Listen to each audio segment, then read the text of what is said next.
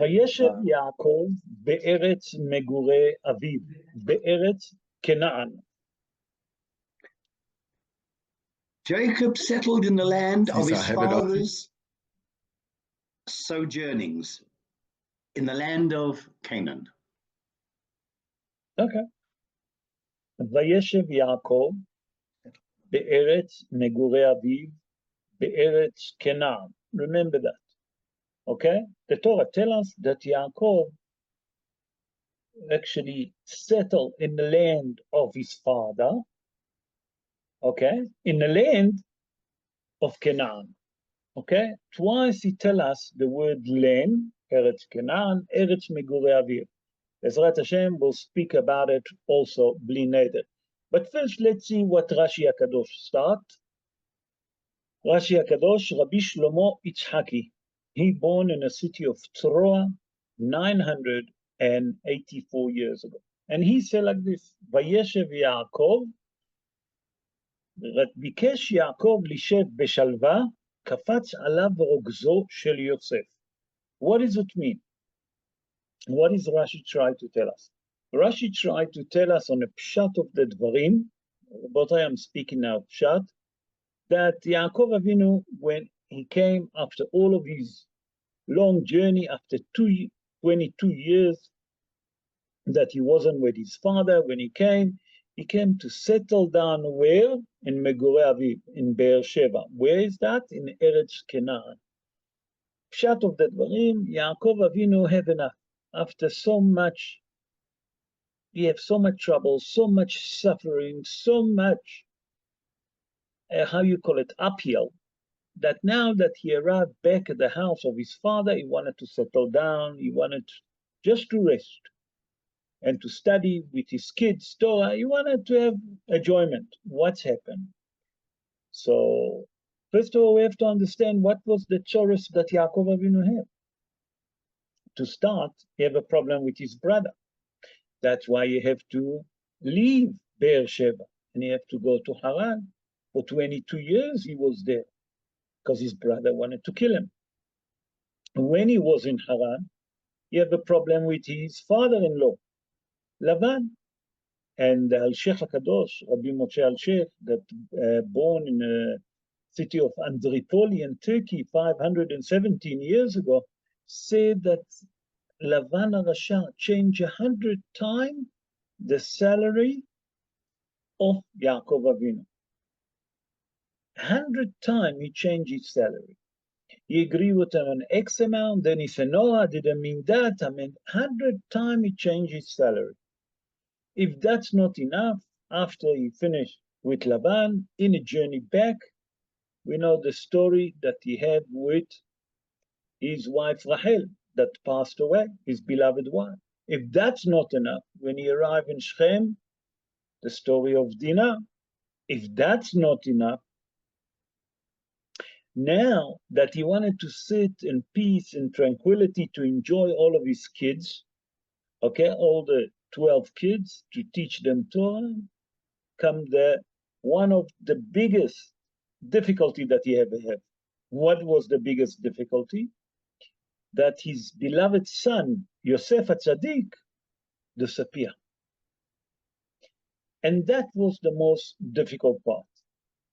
And that's what it means, the Mefarshim explain, that Ratzah Lashevet Beshalva. But there is a commentary of Rabbi Meir Bachrach. Rabbi Meir Bachrach, born 385 years ago, 386 years ago, in the Czech Republic. And in his book, Havot Yair, he explained that what's happened here, what the Torah shows us, the difficulty that that Yaakov Avinu had with his beloved son, with his beloved wife, with his father-in-law, with his brother, with his daughter Dinah, it actually comes to teach us something very important. That's what's going to happen with the Jewish people. That means it's come to give us something very important. It's come to signifies that when the Jewish people try to become closer to other nation or try to be part of them, okay?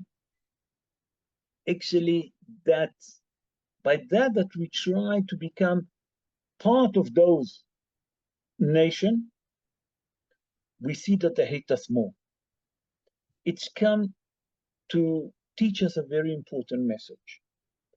When the Jews was in Germany, they tried to be like the German people, to go to opera, to go to concert, and etc. The German people hate us for it. Every time that we try to come closer to be part of them, they actually reject us. He said the journeys of Yaakov Avinu represent all of those what they represent. And it's come to tell us that HaKadosh Baruch Hu actually done a lot of chesed with us, a lot of kindness with the Jewish people. Why? Because if he wouldn't stop it, in the end, we will be assimilated and nothing gonna left from us. We're gonna be punished. Say Rabbi Meir Bachrach, all those difficulties, all of this suffering that you see that Yaakov Avinu have, that's what's going to happen when we're going to try to become closer, to try to be part of other nations. Okay, let's continue. That's when it said Vayeishev Yaakov on a word, and Yaakov tried to settle down and land of his father. Okay, but it says here Be'eretz Megurei Aviv Be'eretz Canaan. We have to understand, why is the Torah have to tell us that Yaakov Avinu come to Eretz Megurei Aviv, that was Beersheba, and Beersheba is in the land of Eretz Canaan. What is it so important? Why? What's hiding behind it? That the Torah tells us. First of all, we know that Yitzhak Avinu was in Beersheba, and we know that Beersheba is in Eretz Canaan. Eretz Canaan is Eretz Israel. So what's the Hidush here? So I'm going to bring the Maharhu. The Maharhu is Rabbi Chaim Vital. Rabbi Chaim Vital, born around 481 years ago, 482 years ago. He born in Tzfat. He was the main student of Rabbeinu Aryeh Kadosh. And he explained like this. He said, when Yaakov Avinu came back after 22 years that he was with Lavan, he was worried about two things. Megurei Aviv, Eretz Megurei Aviv. What it means, Eretz Megurei Aviv? He was worried that for 22 years he wasn't with his father Yitzhak, and he didn't serve Yitzhak. That means that he might gonna cause a problem, that he didn't have Kibud Avayim. That's one of the things. The second thing that it says, Be'eretz Canaan, in the land of Canaan, said the Maharhu that Yaakov Avinu was worried about one more mitzvah that he couldn't fulfill. What is it? That he didn't live in Eretz Israel. Yaakov Avinu was worried that he didn't fulfill two mitzvot. What it was one? One was that he didn't live with his father, so he didn't have Kibud Av. The second one, that he didn't live in Eretz Israel. That maybe those two mitzvot, Has v'Shalom, will cause him, Has v'Shalom, not to have enough, how you call it, merit. So, say the Maharhu, by that the Torah come to tell us, Vayeishev Yaakov be'eretz megurei aviv. What was worried Yaakov? That he didn't done enough kibud avayim. The second one, that he didn't live in Eretz Israel, and by that he didn't live in Eretz Israel, he didn't fulfill the mitzvah of Yeshuv Eretz Israel. That means settling in the land of Eretz Israel, and he was worried that he doesn't have enough merit. And now we can understand what's hiding behind it. Let's move to verse 3. And in verse 3, the Torah tells us that Yaakov Avinu loved Yosef, but we have to understand what's hiding behind. Look what it says. וישראל אהב את יוסף מכל בניו, כי בן זקונים הוא לא, ועשה לו כתונת פסים. Now, Israel, which was Yaakov, loved Yosef more than all his sons, since he was a child of his old age. And he made him a fine woolen tunic. Okay, so we'll speak about the fine wool tunic, but before, I want to explain what it means, ben zekunim hu lo. That he was the what we call it, the youngest son, okay? What it means, the youngest son? What's hiding behind it? We have to understand what does it mean. So to understand that, we have to look at onkelus. Onkelus say, bar hakim hu le. Bar hakim hu le. We speak in Aramaic. Who was Onkelus? Onkelus was a girl. He was a convert. He was a student of Rabbi Akiva, and he was the nephew of the wicked Titus that destroyed Bet HaMikdash. And in his commentary on the Torah, he say, Bar Hakim Hu Le. What it means, Bar Hakim Hu Le? The translation from Aramaic to English, Ben Hacham Hu Lo. Is a very wisdom son to Yaakov Avinu. What is the Hiddush? Rashi HaKadosh explained that Yaakov Avinu taught all the Torah, okay, that he received from the house of Shem Vayeishev when Yaakov Avinu left Beersheba. It's in Parshat Vayeishev. He gone first for 14 years. And the Torah doesn't speak about it. We spoke about it, Parshat Vayeishev, that he was in Bet Shem Va'ever, in a Bet Midrash of Shem Va'ever, for 14 years. 14 years. He studied the Torah there before we go on to Lavan. Say Rashi HaKadosh that Yaakov Avinu taught Yosef Avinu all what he learned in the house of Shem Va'ever. What does it mean? In a Bet Midrash. Whatever he learned that he received in a Bet Midrash, he passed it to Yosef HaTzadik. That's how Yosef HaTzadik become so full of wisdom.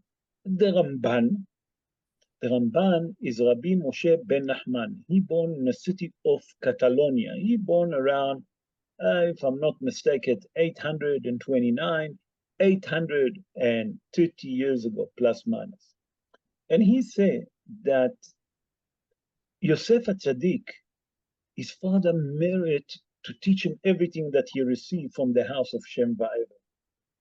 That means that, say the Rambam, that Yaakov Avinu taught everything that he knew, he taught Yosef HaTzadik. But here comes the question. Yosef HaTzadik was young, he was 17. Not only that he was 17, he was unmarried. He said that Adoso, Yaakov Avinu taught Yosef HaTzadik everything. That means the 4 ways to learn Torah, Shat, Remez, Drash, Sod, he knew everything. He said that not only that, he taught him also Chochmat HaSod. That means, although that Yosef HaTzadik in age was very young, and Hazal tell us that a person that wants to study Kabbalah, number 1, you have to be 40. Number 2, you have to be married. There's certain categories before you start studying Kabbalah. Say the Ramban, listen what he said, that maybe in age, Yosef HaTzadik was young, but he was very mature spiritually. Not only that, he was very mature in his behavior. Therefore, Yaakov Avinu taught him all the secret of the Torah. And that's what Se onkelus. Bar Hakim hule. What it mean Bar Hakim hule? That's the son that had the most wisdom. He taught him all the secret of the Torah.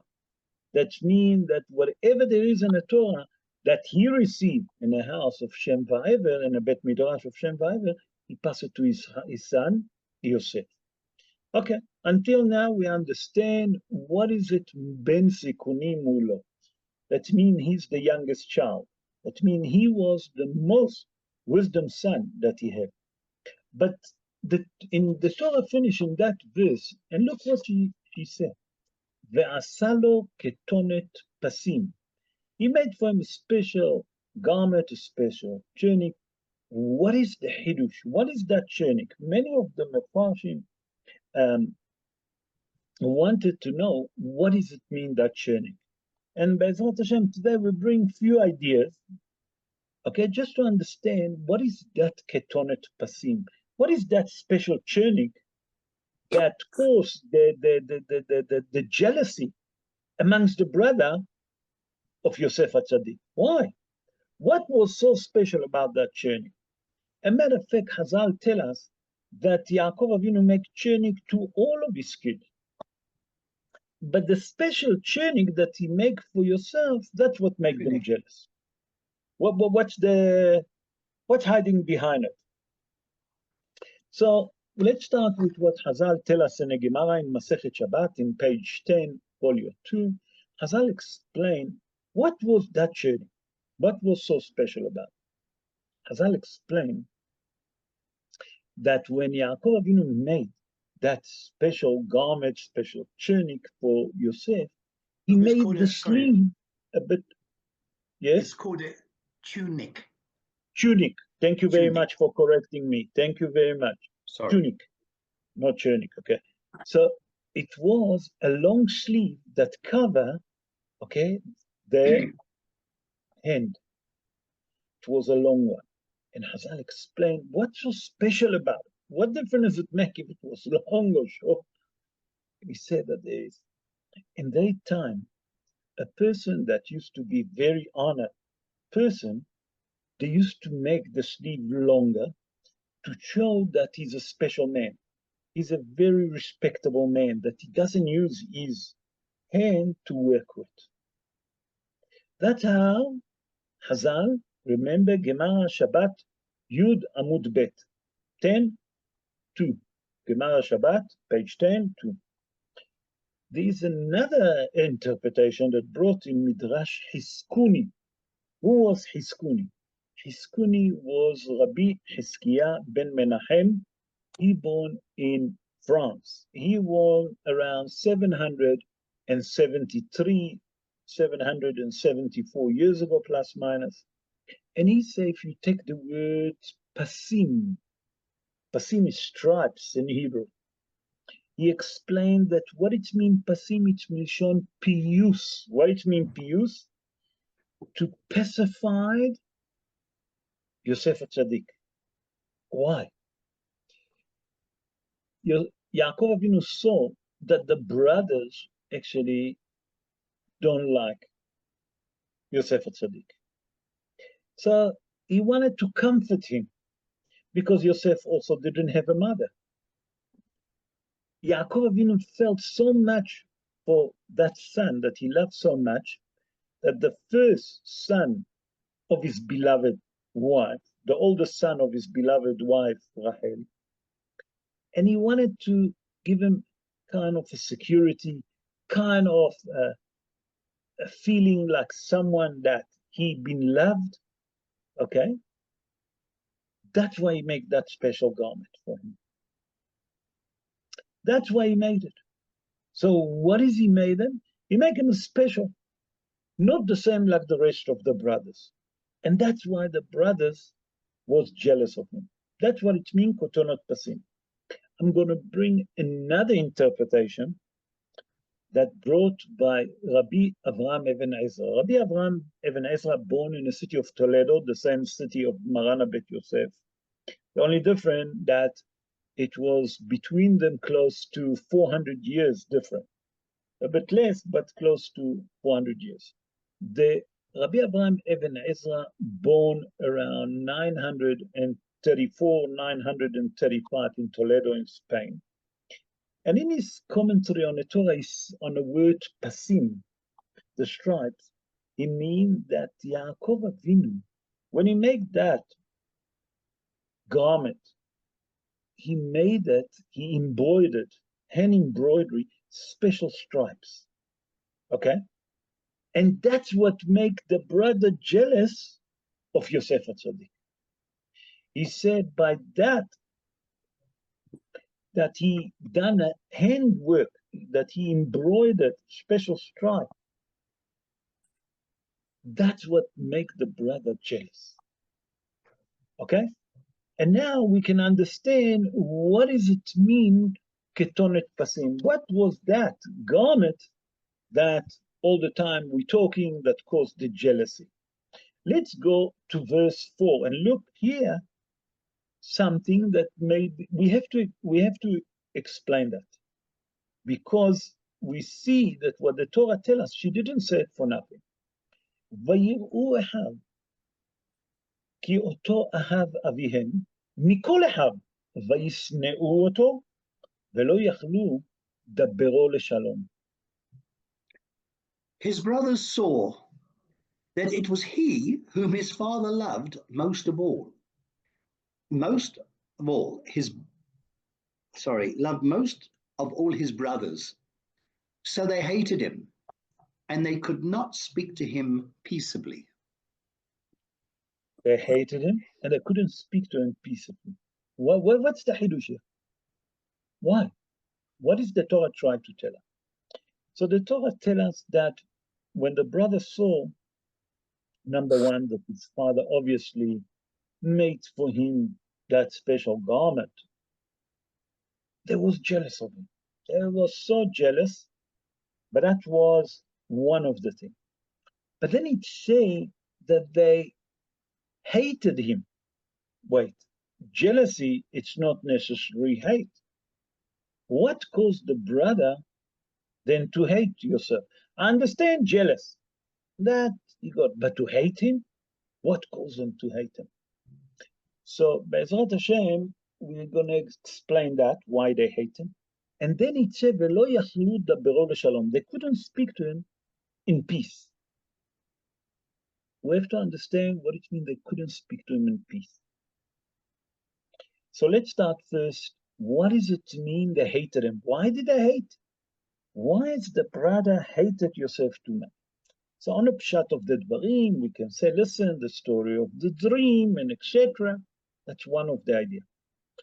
As I'll explain, there is something deep.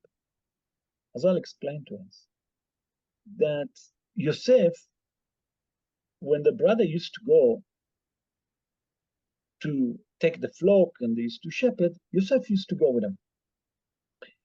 And Yosef, that was youngster, used to see them eating a lamb from a living animal. And he used to go and tell his brother, his father, that they're eating a lamb from a living animal. The only difference is that, number one, the Mefarshim explained that Yosef HaTzadik didn't know that his father taught the brother Sefer Yetzirah. Sefer Yetzirah, it's a book that's been written by Avraham Avinu.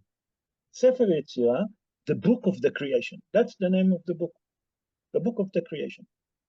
Avraham Avinu wrote a book with all different names of angels. That those angels, if you first of all, righteous enough, if you're holy enough, if you're pure enough, okay, if you mention those names properly, it's a bit changed. You can create certain things, the same like a Kadosh Baruch Hu. Like a Kadosh Baruch Hu create Vayomer Vayihi Or, you can say certain names of angel, and that you can create something with that. The brothers, when they used to watch the flock, They didn't want, when there was for a few days out of the house, they needed to eat. They didn't want to eat from the flock of their father. But they knew Sefer Yetzirah. They knew the name of all the angels. And they used to, with that holy name, to create an animal. And an animal that been created, that didn't born, created with holy name, doesn't need shchita. You don't need to shecht it. So they used to eat a limb from a living animal. But the problem is that Yosef HaTzadik didn't understand that. Why? Because Sefer Yetzirah wasn't ready to learn. He was too young, the Mefarshim explained. And Avraham Avinu didn't teach him Sefer Yetzirah. So when he used to see his brother suddenly taking an animal and eating, he didn't understand that that's not a normal animal like he see. He couldn't understand that they created it. It doesn't need shchita because it's never born. It's been created. And he used to go to his father and he used to tell his father, listen, they're eating a limb from a living animal. And that's what caused the brothers, number one, to hate him. Why do you tattletale? If you don't know, why are you opening your mouth? That's what caused him to hate him. And then it said, Lo yachlu dabro leshalom. They couldn't speak to him peacefully. Why? The Mefarshim ask, how come that they couldn't speak to him peacefully? So the brothers say, I don't understand. Yosef, you speak behind our back. You go and tell our father that we eating a limb from a living animal, a limb from a living animal, okay? And then you come to us and you greet us and you speak to us nicely. How can it be? What, do you have double faces? What's happening here? How can you behave like this? When you're next to us, you're very friendly. But when you go behind our back, you tittle behind our back. So say Hazal, that from here you learn something about the brothers. Lo yachlu dabro leshalom. That from here you learn shivham. What it means, shivham? To praise the brother, that it wasn't double faces. The brothers, first of all, they hated him and they couldn't speak to him in peace. They didn't pretend. But there's a third interpretation that I would like to suggest, and that's the interpretation of the Hatam Sofer. The Hatam Sofer, Rabbi Moshe Sofer, he born in a city of Frankfurt. He born around 261 years ago, 260 years ago. He wrote a book, Torah Moshe. The same book also wrote in the same name, not the same book, the same name, also wrote the Al-Sheikh HaKadosh that we brought earlier. He also wrote a book on the Torah that's called Torah Moshe. And he explained, like, he said that when Yosef HaTzadik used to come and visit the father, okay, he used to sit with him, and he used to sit with Yaakov Avinu and tell him, listen, I saw the brother doing what they're doing. So he spoke Lashon Hara about it. He said, but when he used to come to them, he used to greet them nicely. He said the brother got so cross because we have halacha in a Gemara in Masechet Tzachim, Kuf Yud Gimel Amud Aleph, that means 113, folio 1, that Hazal said there's something very interesting. Haro'eh bechavero, okay? Dvar avera, okay? Mitzvah leson'o. There is a mitzvah to hate him. What does it mean? you see your fellow friend doing avera, there's a mitzvah to hate him. You should opposite. You should help him not to do mitzvah. Chazal explained like this. But Chazal saying in Gemara that if you know a friend, fellow friend, and he is doing averot dafka lehachais, okay, and he doesn't want to listen to you, okay, you have a mitzvah not to love him, to hate him. There is the brother saying, I don't understand. Yosef, you go and tell our father that we eating a limb from a living animal. Okay? And we done it number of times. So if you know that we're doing avera, and you spoke to our father, and you tried to do something about it, how come that you still coming whenever you see us, you speak to us nicely, you greet us? That means that you are kind of a double faces. That in the front of us, it's very nicely, it's very friendly, but when it's come to your father, you total behind our back. What's happening here? Said the Hatam Sofer, the brothers, when they saw that, they say, how we can talk to him? That we have one in his heart, one in his mouth. What does it mean? What he feels in his heart, it's not what he's saying. What he's saying, it's not what he feels in his heart. Said the Hatam Sofer, that's why the brothers couldn't speak to yourself peacefully. And now we can understand the verse. First of all, they hate him because he spoke Lashon Hara about it. Why they couldn't speak to him to peace? Because according to the brothers, you have two standards. So from here we see that Yosef HaTzadik, number one, was being jealous by the brothers. He was being hated by them. And not only that, they couldn't speak to him in peace.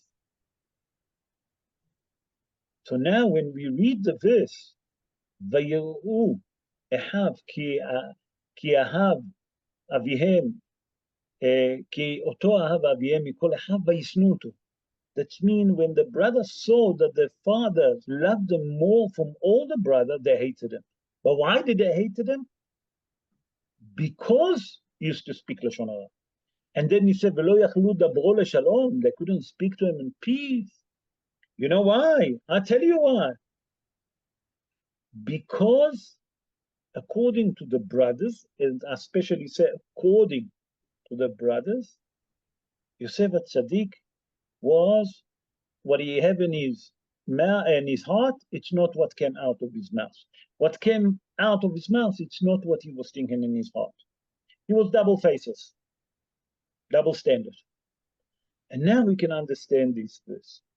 I would like to move on to chapter 38, verse 1. We're going to skip quite a bit because I see that we're already at 20 to 9. Let's jump quite a bit, so we'll manage to do quite a bit in the show today. And the Torah tells us in verse 38 like this. Look what it says. Now the Torah completely moved from the subject of Yosef to the subject of Yehuda. And look what it says. ויהי בעת ההיא, וירט יהודה מאת אחיו, ויט עד איש עדולמי ושמו חירה. It was at that time that Judah went down from his brothers and turned away toward an Adulamite man, whose name was Hira. What's happening? We first of all have to explain, and many of the Mefarshim try to understand what's happening. Rashi HaKadosh asks in his commentary, let me read it to you. What did Rashi say?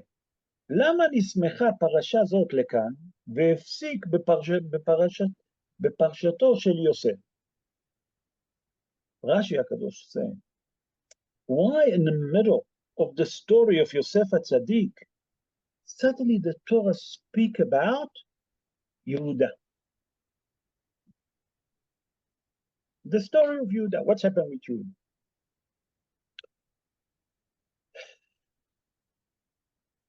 Yehuda was the chosen amongst the brothers. The brothers chose him as their king, like in charge about all of them. And the brothers, when they saw what caused Yaakov Avinu after Yosef disappeared, after they sold Yosef, the pain, the agony, the suffering, those emotions that Yaakov Avinu couldn't live without his son, they actually blame who? They blame Yehuda. Why? Because Yehuda suggested to sell them. But Yehuda, we say, was the king of the brother. He was the leader of the 12 tribes. And whatever Yehuda would say, the brother would listen to it. The same like he said to sell Yosef HaTzadik, they agreed to sell them. The brothers agree with Yehuda to sell Yosef. Okay? And he says something very important, that the Torah here come to teach us something very important. And Rashi said, look what he said, ללמד שהורידו אחיו מגדולתו כשראו בצרת אביהם. That means, Rashi explained to us that when the brothers saw how much their father was in pain, in agony, he gone to depression because Yosef disappeared. And Hazal say, Rabotai, listen to it. For all of these years that Yosef wasn't with Yaakov Avinu was Ma'alenu sitting as a Avel. He was mourning about his son. And the worst thing, that the Holy Spirit disappeared from Yosef, from Yaakov Avinu. When the brothers saw that, it's actually killed them. It's killed them. So what did they done? That they said to Yehuda, we don't want you as a king anymore. What happened to Yehuda? He gone down to a place and he married the son of Ish, the son or the daughter of Hira, that her name is Shua. ויקח את שוע ויביא אלה. He took a woman and he married her, and she have 2 sons from him. He have 2 sons. What does it mean? The first one is the second one, actually she have 3, and Enan. Okay, if you take the word it's change the letters around, you get the word Ra. Okay, she have 3 sons, but Shua have 3 sons with Yehuda, and Enan and Shelah. Okay, Shelah was the baby. But and Enan, who did they marry? No, Rabotai. So and Enan, the father that have a good, what do you call it, a big name, an important name, he wanted them to marry important girl. Who did he marry? He married them with Tamar. Who was Tamar? The Mefarshim explained Tamar was the daughter of Shem. Shem, that Yaakov Avinu, the grandfather, the father, gone to study Torah 14 years before he gone to Aram Naharaim to Lavan. So Yehuda took a wife to his kids, Tamar, very tzaddiket. There's a story about it that later on we'll speak, but that's Be'ezrat Hashem on Shabbat if we'll have time.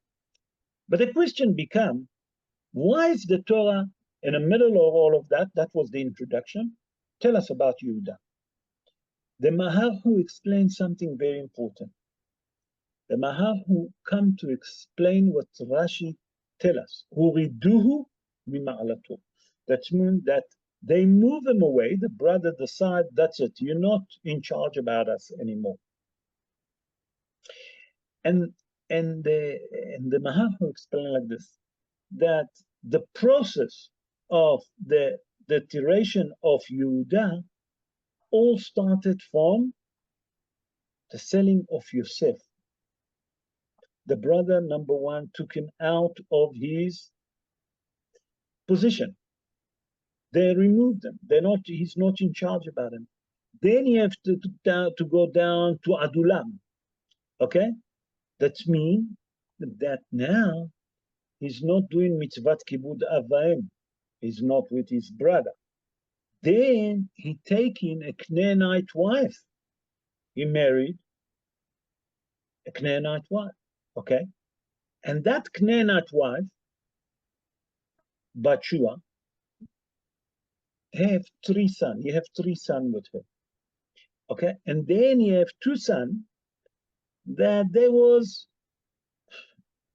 wicked in the eyes of HaKadosh Baruch Hu. Ra'im b'nei Hashem, v'ra' b'nei Hashem. Okay? And they died very young. Not only that, also the wife, the Canaanite wife that he took, she died. He said, why is that? When Yehuda sold Yosef, oh, that was the process of the deterioration down. He said, what was the answer? The Torah also come to teach us that when you don't follow the mitzvot sometime, it's going to bring you down. But what's going to bring him up? That he done tshuva. Where did he done tshuva? When he was with Tamar. Be'ezrat Hashem on Shabbos, I'll explain what the Zerah Shimshon explained him and the Mekubalim. When he saw his daughter Tamar married Er and Onan. First she married to Er and then to Onan. And then she was supposed to marry Sheila, to do Yibum. At that time they used to do Yibum. Because after Er died, Onan done Yibum. After Er and Onan died, Yehuda was suspicious. Why? There is a concept in our Torah that's called Isha Katlanit. A woman that 2 of her husbands die, in a Torah they call it Isha Katlanit. And Yehuda was worried that Tamar, if she's going to marry Sheila, she might going to kill him also, he's going to die. She had this kind of a luck that she doesn't let any husband live. But he didn't look that his son was wicked. The Mefarshim explain why they was wicked. Because they didn't want kids. They were used to waste their sperm. Lo alenu. And HaKadosh Baruch Hu punished them. Okay. Say like this, that when was the rectification of Yehuda? When he suddenly saw his daughter-in-law pregnant, he brought a Beit Din.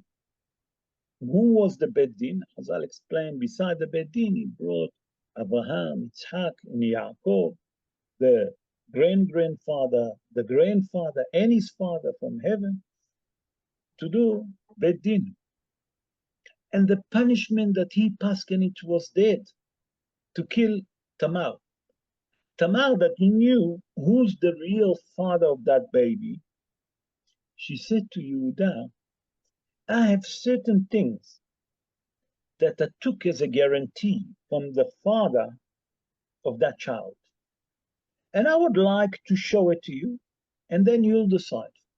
She didn't tell him that he's the father to you. She showed him. When Yehuda saw all of that, he didn't try to find excuse. Listen, it's not me, Babu. What did he say? V'tzatka mimeni. She's right, I'm wrong. In the front of everyone. Said the Zerah Shimshon, it said the Maharu, by that he done tshuva, HaKadosh Baruch Hu forgive all of his sin. And that was why the Torah tried to tell us that sometimes you see people going down. If we see ourselves going down, we mustn't be embarrassed to admit the truth. The same like Yehuda, when he admit the truth, now he started to climb up. But if we will still lie to ourselves, we're still going to go down, diving down. Yehuda, his dive started when he left his father and he gone to Adulam. He started, where's it all started? By selling where? Yosef HaTzadik. He lost everything that he had. He lost his wife. He lost two of his sons. But then, when he admitted it, that he's the father of the child, he's the father of the son of his daughter-in-law, that came from them Zerah, that in Peretz, that's where come the kingdom of David. That was when he started to do tshuva, that was when he started rising. And that said the Mahaku, why the story of Yehuda and Tamar came in the middle of the story of Yosef. To teach us something very important. To teach us how important when a person admits the truth. Nothing wrong with admitting the truth. And that's going to help him only to excel. That's the Hiddush, said the Mahaku. Let's go, with your permission, Rabotai. We have 7 minutes. I'm going to try and squeeze quite a bit into it because I don't know where's the time. The time obviously doesn't like us so much. Let's go to 39:9. And here the Torah tells us something very important. Here we're speaking about Yosef HaTzadik and the wife of Potiphar. Potiphar, after Yosef HaTzadik been sold and he arrived in Egypt, Potiphar bought him as a slave and he brought him to his house. And we know that his wife Zulika or Zuleka saw his beauty and she wanted him. She wanted to commit immorality, okay? And Yosef all the time rejects. In verse 9, we'll try to understand what's happening here. Look. אינו גדול בבית הזה ממני, ולא חסך ממני מאומה, כי אם אותך כאשר את אשתו, ואיך אעשה הרעה הגדולה הזאת, וחטאתי לאלוהים. There is no one greater in this house than I, and he has denied me nothing but you, since you are his wife. How then can I perpetrate this great evil and have sinned against God? What's happening? What's happening? Yosef HaTzadik saying to the wife of Potiphar, listen, your husband, I can do whatever I want in his house. I have everything. I have access to everything except you because you is one. But everything else, I have the access. How can I betray his trust and be with you? How can I commit immorality? That's what he's saying to. And then what did he say? How can I do such a wicked thing? V'hatati le'elokim, and I would sin to the Almighty in a past. All the Mefarshim say, why you say v'hatati in a past? Why you don't say, and I will sin now? Ve'ehteh.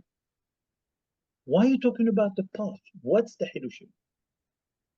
I saw a beautiful commentary from Rav Ben Zion Mutshafi. Rav Ben Zion Mutshafi explained like this. Listen to that, what he said. He said that Zulika came to Yosef HaTzadik and said to him, listen, you Jewish people have a concept that if you done a sin, you can do tshuva. So what is the problem? Sin, commit the sin, and then ask for forgiveness. That means do atonement.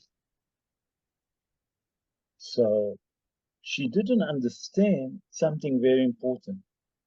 Hazal say in a Mishnah, in Masechet Yoma, in chapter 8, verse 9, Hazal tell us like this, Kol haomer, where is it? כל האומר, אחטא ואשוב, אין מספיקים בידו לעשות תשובה. Hazal teach us that if a person say, אחטא, a person will say, I will sin, and then I'll do tshuva, and then I'll do atonement. From Shamayim, they're not going to help him to do tshuva.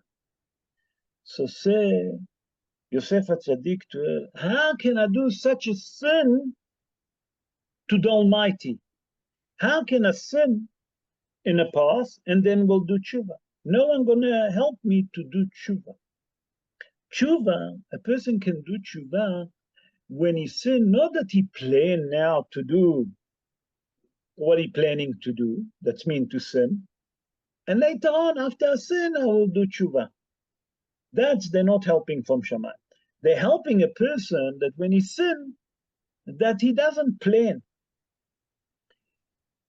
Said the Rav Ben Zion Mutzafi, Shalita, Shechilei Yamim Tovim, that's why she said, Yosef said to Zulika in the past, that because if I'm going to sin with you, I'm not going to have tshuva. I'm going to stay like a sin all my life. I can't do atonement. They're not going to help me from Shammai. Another interpretation that I saw in the name of Rabbi Buni Mipashischa. He born in south of Poland. He born around 258, 259 years ago. Rabbi Buni Mipashischa. And he say that, what does it say? V'hatati le'elokim. He said, I will sing to the Almighty. Why didn't say v'hatanu? Because you're also going to sin. You're a married woman. Why say v'hatati? Only me. He said that Yosef HaTzadik was such a righteous man that he was frightened to mention the wife of Potiphar. Because he was so frightened that he will mention her that he didn't want to connect her even with voice. That he didn't want to say that she and him together. So what did he say? How can I sin? Not how we sin, how I can sin to the Almighty. Because in a matter of fact, both of them going to sin to the Almighty. Zulika was a married woman. Yosef HaTzadik, not allowed to be with a married woman. Nachon, in daytime they can marry, because all of this, it was before Matan Torah, before we received the Torah. So they didn't have the law that to be with a Gentile woman. Okay? As long as she believed in HaKadosh Baruch Hu, that's a different situation. Why? Because they have the 7 laws of Noah. But one of the 7 laws of Noah is a married woman. So he say, Rabbi Buni Mipashischa, you know why he mentioned himself, he didn't want to mention her? So Has v'Shalom to mention her, okay, like even in voice, in a sound like they together. He didn't want to mention that. Why? Because he was so righteous. So Yosef HaTzadik was very careful, even how he mentioned and what he said about the wife of Potiphar. And that's the Hidush here. Why is it say v'hatati? And I will sin to the Almighty. Now we can understand why is it say v'hatati le'elokim. I wanted to do one of the Zera Shimshon, but tonight is 9 o'clock. But I'll say, you know what? Let me just mention one thing that they explain to us, that we have to understand that when Yosef HaTzadik reject Zulika, that he didn't want to be with her, she actually threatened him. Listen what she said to him. She said to him like this. She said to him, if she asked him to look at her. He said, I'm not going to look at you. She said, if you're not going to look at me, I will take your eyes. He said, Hashem pokeach ivrim. She said to him, okay, you don't want to look at me. She said, then be with me without looking at me. He said to her, I'm not going to be with you. She said to him, I'm going to put you in jail. He said to her, Hashem matir asurim. Every word that she said to him, he answered her with holy words. That means he said divrei Torah to her, to try to put the pressure while he's talking divrei Torah.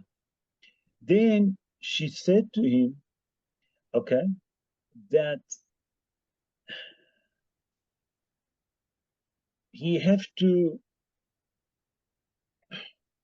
physically be with her. He said, I'm definitely not. She said, I'm going to put weights on you to bend you. He said, Hashem zokef kefufim. Said the Zera Shimshon, Rabbi Shimshon Chaim Nachmani. He born in Modena 318 years ago in the north of Italy. He said like this. Listen what he said. He said that Yosef Tzaddik didn't want to be with Zulika, not only physical, not only talk to her or look at her. And every time that she try anything, even in thought, he didn't want to be with her, to think about her. What did he done? Said the Zera Shimshon that how did he answer her? With the divrei Torah that his father used to teach him. So he said that by that she tried to say to him, I will remove your eyes. He said, pokeach ivrim. He said, I'll put you in jail. Hashem matir asurim. He said, I will put weight on you to make you a bend, a person that have a bend. Okay, bend back. He said, Hashem zokef kefufim. Every word he used, the word of HaKadosh Baruch Hu, he said, for that, Kadosh Baruch Hu actually reward Yosef HaTzadik. That's what happened later on. For that Yosef HaTzadik didn't sin with the wife of Potiphar, that he didn't listen to her, in that merit, all of Egypt have to listen to him. Okay?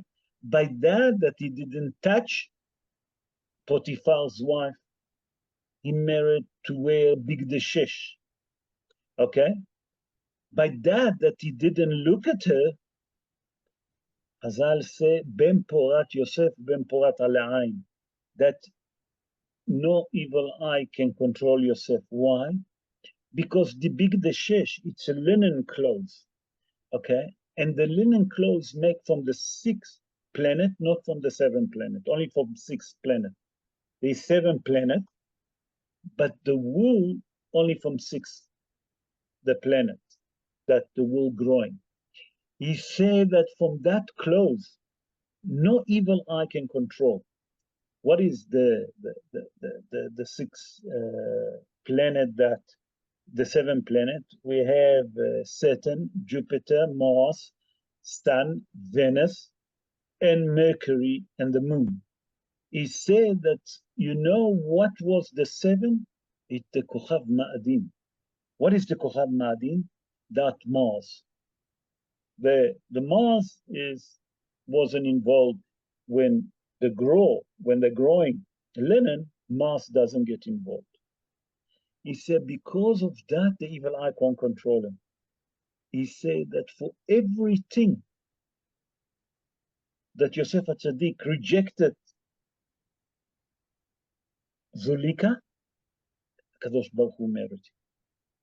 And a merit of those things that he didn't want to look at her, okay? By that he didn't look at her, no evil eyes, because it was a lot witchcrafting in the land of Egypt that we're going to speak. No evil eyes was on Yosef HaTzadik. By that, that he didn't touch her, he merited to become the vice to the king, vice to Pharaoh, that he was wearing a linen, special linen clothes. By that he didn't be with her, he didn't listen to her to commit the sin of immorality, all of Egypt now have to listen to him. And that's the Hidush here, said the Zera Shimshon. That's what's so special about Yosef HaTzadik. Rabotai, please God, that the merit of Yosef HaTzadik will stand for us, will stand for all the Jewish people all over the world. And HaKadosh Baruch Hu will listen to Yosef HaTzadik, and he will stand in praying that HaKadosh Baruch Hu will protect the Jews in Eretz Israel, all over the world, and will send us Mashiach Tzidkenu B'mera B'yamenu, and will release the hostages, and those from the hostages that passed away, Be'ezrat Hashem, will be brought to a decent grave, decent funeral. Be'ezrat Hashem, we'll see Mashiach Tzidkenu speedily in our day. Amen. Ken Yiratzon.